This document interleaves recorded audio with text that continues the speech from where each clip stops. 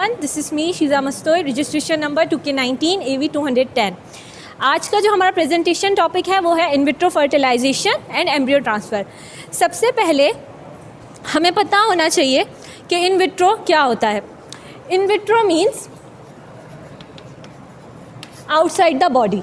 Fertilisation तो आप सबको पता होगा कि फ्यूजन ऑफ गैमेट्स को कहते हैं। वो फर्टिलाइजेशन जो हम बॉडी के बाहर करवाएं उसको हम कहते हैं इन विट्रो फर्टिलाइजेशन। अब हम इन विट्रो फर्टिलाइजेशन की हिस्ट्री के बारे में बात करते हैं। तो ये टेक्निक कुछ ज़्यादा पुरानी नहीं है। लाइक हाफ अ सेंचुरी पहले 1959 में सबसे पहले रैबिट्स पर काम किया गया था इस टेक्निक को लेके। फिर आहिस्ता आहिस्ता ये टेक्निक चलती रही। 1963 में हमने हैमस्टर्स पर काम किया, 1968 पर माइस पर काम हुआ। जो फर्स्ट हमारे पास केस सक्सेसफुल रहा था वो रहा था 1978 में। वो लेकिन एक ह्यूमन पे था। जो फर्स्ट बेबी प्रोड्यूस हुआ था इन विट्रो फर्टिलाइजेशन के थ्रू, वो उसका नाम था लुइस ब्राउन। और वो जो फर्स्ट केस हमारे पास सक्सेसफुल रहा था वो रहा था इंग्लैंड में। लेकिन ये तो बात हो गई ह्यूमंस की। एनिमल्स में हमारे पास जो सबसे पहला केस सक्सेसफुल रहा वो रहा 1992 में एक बफेलो काफ का, जिसका नाम रखा गया था प्रथम, क्योंकि वो इंडिया में केस सक्सेसफुल रहा। उसके बाद इन विट्रो फर्टिलाइजेशन के बारे में कुछ मिथ्स और कुछ फैक्ट्स हैं जो मैं आप सबको बताऊंगी।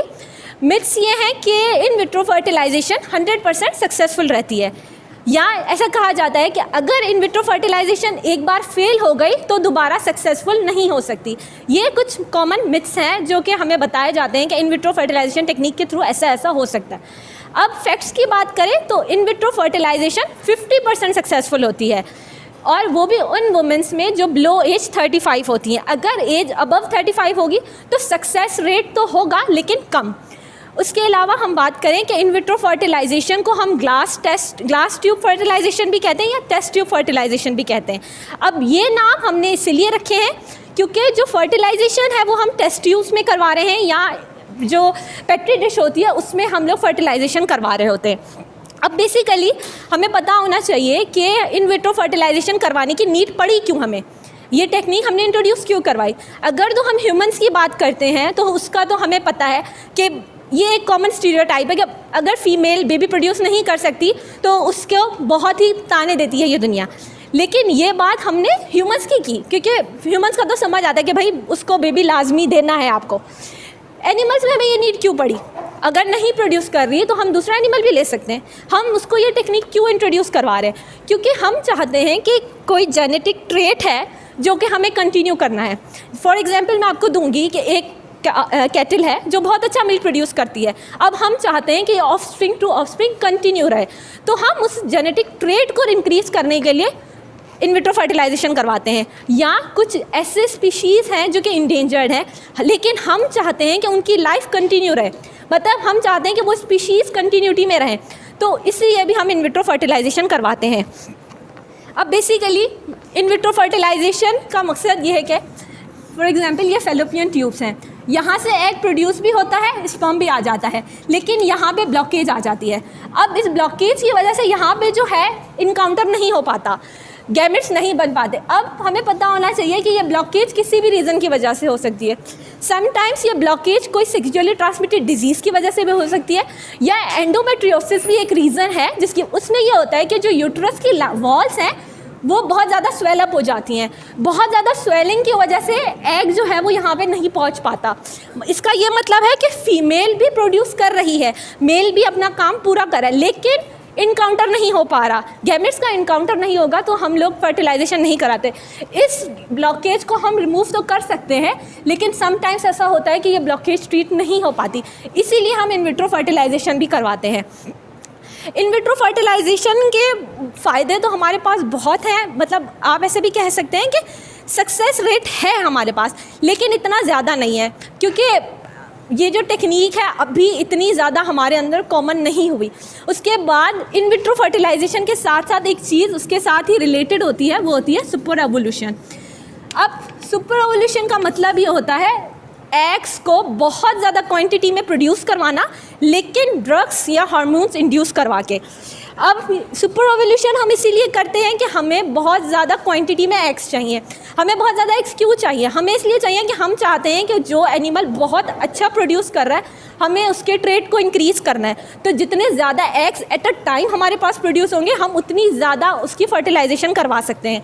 अब सुपर ओवल्यूशन में 2 हार्मोन्स मोस्ट कॉमन होते हैं, एक गोनेडोट्रोपिन और एक FSH। ये जो है हम 5 to 6 डेज बिफोर ईस्ट्रस देते हैं। अब गोनेडोट्रोपिन का क्या काम होता है यहाँ पर कि वो ओवल्यूशन को ट्रिगर करता है कि ज़्यादा से ज़्यादा एग्स प्रोड्यूस हो सके।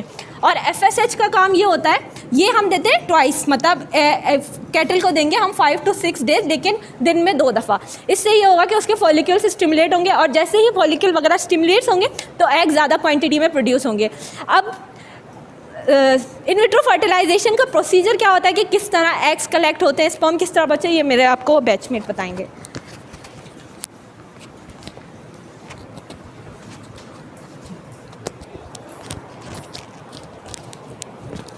Assalamualaikum everybody. I am Salim Ali. 2K19 AV 192 is my registration number. So जो इसका प्रोसीजर है, जैसे ही हम सुपर एवोल्यूशन जैसे ही हो जाती है तो जो हमारे कलेक्टेड एग होते हैं और इसके अलावा जो हमारा सिलेक्टेड मेल होता है जिसके हम स्पर्म कलेक्ट करते हैं, तो उनकी हमको एनालिसिस करनी होती है। एनालिसिस के लिए हम लेबॉरेटरी में लेके आते हैं जो हमारे कलेक्टेड एग और स्पर्म्स होते हैं। फिर क्या करते हैं, हम उनकी मेडिकेशन करते हैं, एंटीबायोटिक वगैरह यूज़ करते हैं। उसके बाद क्या होता है कि जो हमारा एग है उसमें हम क्या करते हैं, ICSI इंट्रासाइटोप्लाज्मिक स्पर्म इंजेक्शन जो होता है वो हम क्या करते हैं, एग में इंजेक्ट करते हैं। उससे वो जो एक इंजेक्शन होता है, ये एक माइक्रो इंजेक्शन होता है जो उसमें इंजेक्ट करने के बाद एक फर्टिलाइजेशन शुरू होती है एग और स्पर्म की। उसके बाद क्या होता है, जो एम्ब्रियो है, एम्ब्रियो कल्चर होता है, वो सेल जो है डिवाइड होते हैं और ग्रोथ होती है। एम्ब्रियो ट्रांसफ़र हम उसके बाद जो हमारा एम्ब्रियो होता है जो तैयार शुदा, वो हम ट्रांसफ़र के लिए वो ट्रांसफ़र करते हैं।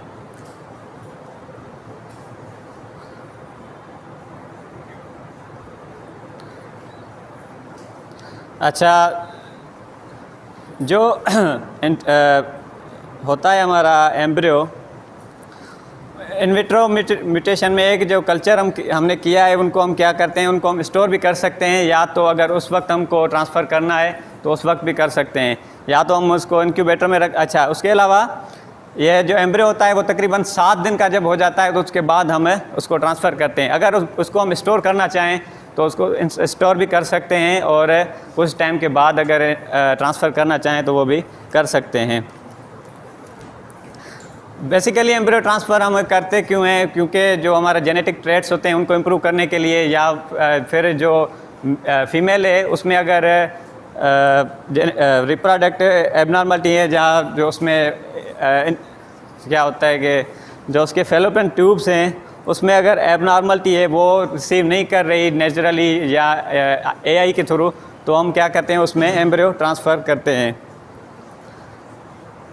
अच्छा, एम्ब्रियो ट्रांसफ़र जो है फ़र्स्ट टाइम वो किया था एक साइंटिस्ट था 1980 में, वाल्टर हाइप। उसने जो एम्ब्रियो ट्रांसफ़र किया था 1980 में एक रेबिट्स था उसमें। मोस्टली जो एम्ब्रियो ट्रांसफ़र हम करते हैं वो इसलिए कि जो इनफर्टिलिटी के ट्रीटमेंट के लिए, या जेनेटिक इम्प्रूवमेंट के लिए, या तो फिर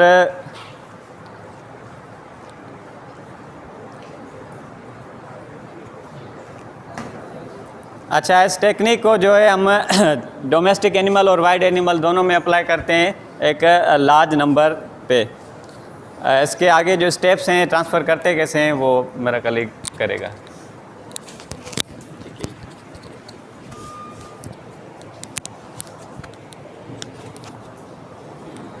अच्छा, एम्ब्रियो ट्रांसफ़र और इन विट्रो फर्टिलाइजेशन का तो आपको पता चल गया कैसे करते हैं, क्यों इस्तेमाल करते हैं।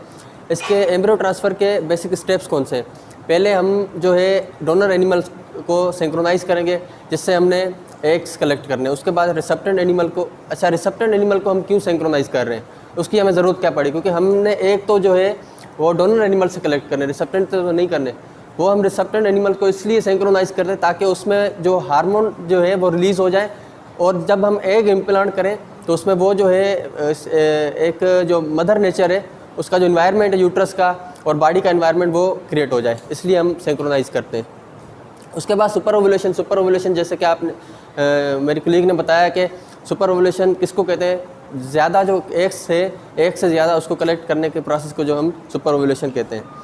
फिर उसके बाद हम collection of embryo using a flushing media phosphate buffer सेलाइन PBS use करते हैं, वो हम आगे पढ़ेंगे कि कैसे हम फ्लशिंग करते हैं एम्ब्रियो की। फिर उसके बाद जो है हम एम्ब्रियो ट्रांसफ़र करते हैं, सर्जिकली भी करते हैं, नॉन सर्जिकली भी करते हैं।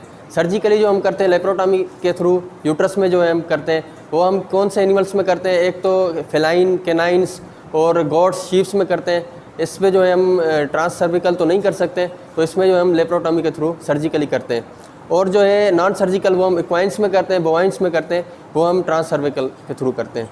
फिर उसके बाद हम प्रेगनेंसी टेस्ट करते हैं कि आया कि ये जो है प्रेग्नेंट, जो हमने एम्ब्रियो ट्रांसफ़र किया है एनिमल जो है प्रेग्नेंट हुआ है कि नहीं हुआ।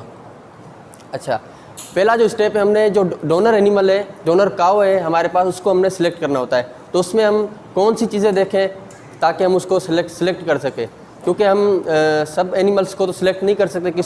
किस में जो है रिप्रोडक्टिव डिजीज़ होती हैं, कोई जो है किसका बॉडी कंडीशन स्कोर अच्छा नहीं होता, या फिर जो है काफ़ी एनिमल्स मतलब कि ऐसे समझ लें कि जूनोटिक डिजीज़ भी होती है काफ़ी एनिमल्स में, या फिर किसी का जो है यूट्रस सही नहीं होता, इन्फ्लामेशन होती है।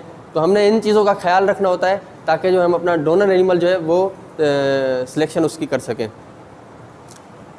ये एक तो डिपेंड करता है जेनेटिक ट्रेट्स के ऊपर कि हमने कौन सा ट्रेट लेना है।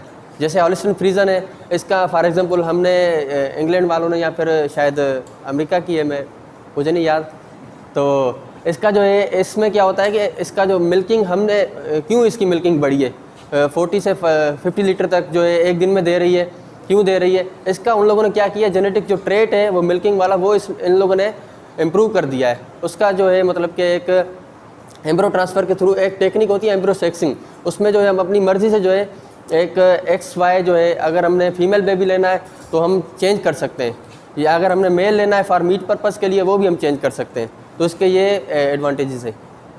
एक तो हम जो है डोनर एनिमल उसका जो रिप्रोडक्टिव ट्रेट है उसको जो हम पल्पेट करते हैं, देखते हैं कि इसमें डिजीज़ नहीं है या इन्फ्लामेशन तो नहीं है यूट्रस में, या फिर उसकी ओवरीज ठीक है, नॉर्मल है, वो हम इसका रिप्रोडक्टिव जो भी ट्रेट है वो हम चेक करते हैं। अगर हमने कोई डोनर एनिमल सेलेक्ट करना है 60 डेज़ आफ्टर पार्चुरेशन हम सिलेक्ट करेंगे। अगर कोई एनिमल पार्चुरेट हुआ है आफ्टर 60 डेज़ जो है हम सिलेक्ट करेंगे। उसके बाद उसकी जो साइकिल है वो नॉर्मल हो। उसके बाद सुपर ओव्यूलेशन, डोनर एनिमल में हम सुपर ओव्यूलेशन एक तो ईस्ट्रस के 8वें दिन करते हैं, 8वें दिन से लेकर 14 दिन तक हम सुपर ओव्यूलेशन करते हैं, ताकि हमें जो है उस साइड्स जो है या एग्स जो है वो ज़्यादा मिले। और एक एनिमल में तकरीबन लिटरेचर में लिखा हुआ कि 6 से लेकर 10 तक जो है एक एनिमल्स में पर सुपर ओव्यूलेशन जो है हम एग्स कलेक्ट कर सकते हैं। फिर उसके बाद जो रिसेप्टेंट एनिमल है जिसमें हमने एम्ब्रियो ट्रांसफ़र करना है उसकी भी लाजमी सिलेक्शन होगी, क्योंकि हम एक एक्सपेंसिव ये प्रोसेस है, 10 से 12 लाख जो है एक मतलब खर्चा आ जाता है। तो ये हमारे पाकिस्तान में तो नहीं हो रहा, ये बाहर जो है एक लेबॉर्ट्री से प्रोटोकॉल के साथ ये प्रोसेस जो है परफॉर्म किया जाता है। लेकिन इधर जो है हमारे आगा खान में या लेब्स हैं या और इसमें जो ह्यूमंस में हमारे पाकिस्तान में ये सक्सेसफुल है, हो रहा है प्रोसेस। और हम जो रिसेप्टेंट एनिमल है वो हम सिलेक्ट करते हैं, उसका BCS जो बॉडी कंडीशन स्कोर है वो 6 होना चाहिए, और उसको जो है एनिमल जो है हर्ड हेल्थ प्रोग्राम से गुजरा हो, मीन्स उसकी वैक्सीनेशन हुई हो, उसकी प्रॉपर मैनेजमेंट हुई हो, उसकी जो है एक न्यूट्रिशन अच्छी हो। और उसके बाद हम सिंक्रोनाइज़ करते हैं 1 दिन के बाद डोनर एनिमल के रिसेप्टेंट एनिमल को, और इसमें कोई भी रिप्रोडक्टिव प्रॉब्लम नहीं हो। उसके बाद हम फ्लशिंग करते हैं एम्ब्रियो की, मीन्स जो एम्ब्रियो है वो हमने कलेक्ट करना है। जब हमने डोनर एनिमल को इंजेक्शंस लगा दिए, GnRH के या FSH का इंजेक्शन लगा दिया, उसके बाद जो हमने इसको जो ओवाज़ है जो एग्स है वो हमने कलेक्ट करने डोनर एनिमल से। वो हम कैसे करेंगे, एक कैथेटर होता है रबर, वो हम यूज़ करेंगे, उसकी सर्वेक्स में लगाएंगे। उसके बाद जो है हम 2 ट्यूब्स कनेक्ट करेंगे उसके साथ, मीन्स वाई शेप ट्यूब्स होगी, इस एक के थ्रू जो फ्लूइड जाएगा और दूसरी के थ्रू जो एम्ब्रियोज है वो नीचे आएंगे।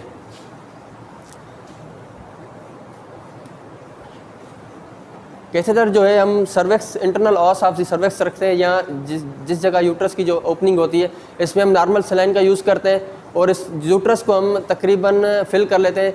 जैसे हमें जब हम पल्पेट करें, जैसे हमें फील हो गए 40 दिन का जो एनिमल है प्रेग्नेंट हो, इतना हम यूट्रस को जो है फिल कर लेते हैं नॉर्मल सलाइन से, ताकि जो एम्ब्रियोज है वो नॉर्मल सलाइन के थ्रू ईजीली जो है नीचे आ सकें। फिर उसके बाद जो है एक फ़िल्टर होता है जिसके थ्रू एम्ब्रियो नीचे आते हैं। जो फ़िल्टर में जो एम्ब्रियोस कलेक्ट हो जाते हैं, बाकी जो हमारा दूसरा सॉल्यूशन है नॉर्मल सलाइन वगैरह वो नीचे चला जाता है। उसके बाद हम जो है एवोल्यूशन करते हैं एम्ब्रियो की। मीन्स हमने एम्ब्रियो जो चेक करने हैं, इसकी शेप चेक करनी है, साइज़ चेक करनी है, या इसका कलर चेक करना है, कौन सा कलर सही है, कौन सा मतलब कि एम्ब्रियो लेना चाहिए नहीं लेना चाहिए। इसका हम शेप चेक करते हैं। एम्ब्रियो का शेप क्या होता है, स्पेरिकल होता है शेप या ओवाइड शेप होता है। ब्लास्टोमायर्स चेक करते हैं। ब्लास्टोमायर्स क्या है, जब सेल्स डिवाइड होते हैं, जाइगोट बनता है, जाइगोट के बाद 2 सेल्स डिवाइड, 2 से 4, 4 से 8, ये क्या है ब्लास्टोमायर्स है, ब्लास्टोमायर्स बन रहे हैं, ठीक है। और वेरिएशन इन सेल साइज़ नहीं होनी चाहिए, मीन्स एम्ब्रियो जो सेल में साइज़ है उसमें वेरिएशन नहीं होनी चाहिए। Colour and texture of cytoplasm, जो उस साइड्स का साइटोप्लाज्म है वो हम चेक करते हैं। एम्ब्रियो का हम कलर चेक करते हैं, ज़्यादा लाइट भी नहीं होना चाहिए, ज़्यादा डार्क नहीं होना चाहिए।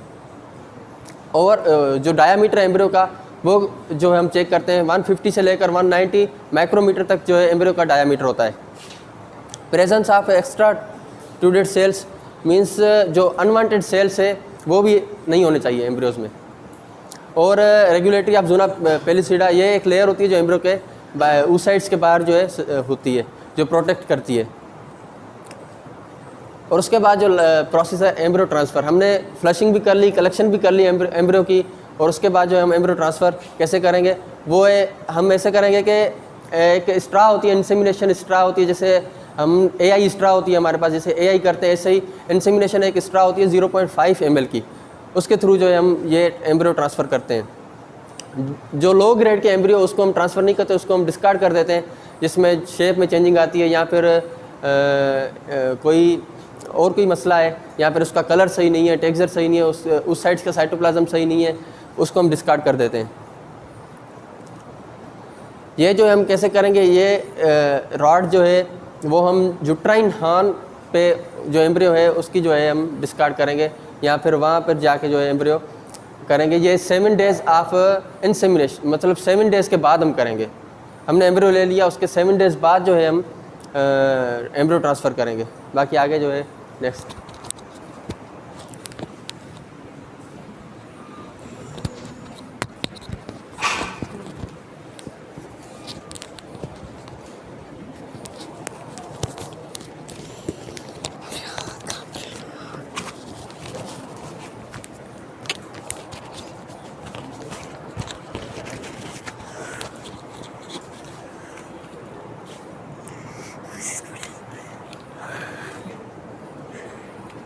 Bismillahirrahmanirrahim. My name is Aiza. I am from district Umarkot. My registration number is 2K19 AV27. Topic of my presentation is advantages and disadvantages of embryo transfer and in vitro fertilization. जैसे कि मेरे साथियों ने आप लोगों को बताया कि ये इन एम्ब्रियो ट्रांसफ़र और IVF होता कैसे है, उसके प्रोसेस वगैरह। अब आप लोगों को प्रोसेस तो पता लग गए, लेकिन अब हर प्रोसेस का कोई न कोई फ़ायदे और नुकसानात भी होते हैं, और कोई भी काम शुरू करने से पहले हमें उस चीज़ के फ़ायदे और नुकसानात का भी पता होना ज़रूरी होते हैं। तो अगर हम बात करें एडवांटेजेस यानी कि फ़ायदों की, तो सबसे पहले मैं बात करती हूँ एम्ब्रियो ट्रांसफ़र के फ़ायदों की। तो उसका जो सबसे मेन फ़ायदा होता है एम्ब्रियो ट्रांसफ़र का, उसके अंदर आ जाता है कि ये इंक्रीज़ करता है नंबर ऑफ़ ऑफस्प्रिंग को पर फीमेल, यानी कि जो हमारी जो ऑफस्प्रिंग की तादाद है उनको बढ़ा देता है। और नंबर 2 पे ये एक आसान और ज़्यादा जल्दी एक एक्सचेंज करवाता है जेनेटिक मटेरियल को कंट्रीज़ के बिटवीन कंट्रीज़। क्या देखिए, अगर हम लाइव एनिमल को यूज़ करते हैं तो वो हमें एक तो टाइम ज़्यादा लेगा और टाइम और हर चीज़ में हमें मुश्किल होगी, लेकिन अगर उसके मुकाबले में ये एक बहुत ही थोड़ी जगह लेगा और एम्ब्रियो हम कंट्री टू कंट्री ट्रांसफ़र कर देंगे। दूसरी बात अगर हम करें उसके अलावा ये जो इसके एडवांटेजेस हैं उसमें आ जाता है, इसमें जो डिजीज़ ट्रांसमिशन है, जो वेनरल डिजीज़ है उनके चांसेस भी कम होते हैं। रिप्रोडक्टिव ट्रैक के अंदर अगर कोई फीमेल के ऐसे डिजीज़ हैं तो उसके भी उनके रिड्यूस होने के भी चांसेस हो जाते हैं। उसके अलावा हम जब एम्ब्रियो ट्रांसफ़र करते हैं, बहुत से फार्म्स की अपनी अपनी डिज़ायर्स होती हैं लाइक वो चाहते हैं कि हम मिल्क प्रोडक्शन को बढ़ाना है, हमारे लिए हमें मीट की प्रोडक्शन को बढ़ाना है, तो उसके लिए वो लोग ये एम्ब्रियो ट्रांसफ़र कर सकते हैं। उसके साथ साथ अगर हम और फ़ायदे देखें तो ऐसे बहुत से एनिमल्स हैं जिनके अंदर इनफर्टिलिटी होती है। फैलोपियन ट्यूब्स के अंदर अगर कोई एबनॉर्मलिटी है, उसकी वजह से उनके अंदर कोई वो इनफर्टिलिटी काज हो रही है, तो हम उसे भी ओवरकम कर सकते हैं एम्ब्रियो ट्रांसफ़र के ज़रिए। उसके साथ साथ हम जो हमारे रिसिपेंट है अगर वो इनफर्टाइल है, तो हम एम्ब्रियो जब ट्रांसफ़र करेंगे तो उससे हम उनको ज़्यादा और अच्छा प्रोड्यूसर भी बना सकते हैं। और उसके अलावा एम्ब्रियो ट्रांसफ़र के अंदर जो फर्टिलाइजेशन होती है वो हम just 1 million spermatozoa 1 to 2 million spermatozoa से अचीव कर लेते हैं। और उसके अलावा अगर बात करें, कहीं कहीं कहा जाता है कि एम्ब्रियो ट्रांसफ़र के ज़रिए हम आइडेंटिकल ट्विंस भी प्रोड्यूस कर सकते हैं। उसके लिए एक प्रोसीजर यूज़ करते हैं जिसको कहते हैं माइक्रो मैनिपुलेशन फॉर 1 फर्टिलाइजेशन। ये एक माइक्रोस्कोप पे हम करते हैं 200x पे। ये जो कि हम लोग सिंपल यहाँ नहीं करते, लेकिन स्पेशल लेबॉर्ट्रीज़ के अंदर किया जाता है। उसके अलावा हम देखा जाए तो उसका हम जो डोनर की रिक्वायरमेंट्स है उसको पूरा करने के बाद भी जो ब्लास्टोमर्स में जो सेल्स बच जाते हैं उनको हम प्रिजर्व कर सकते हैं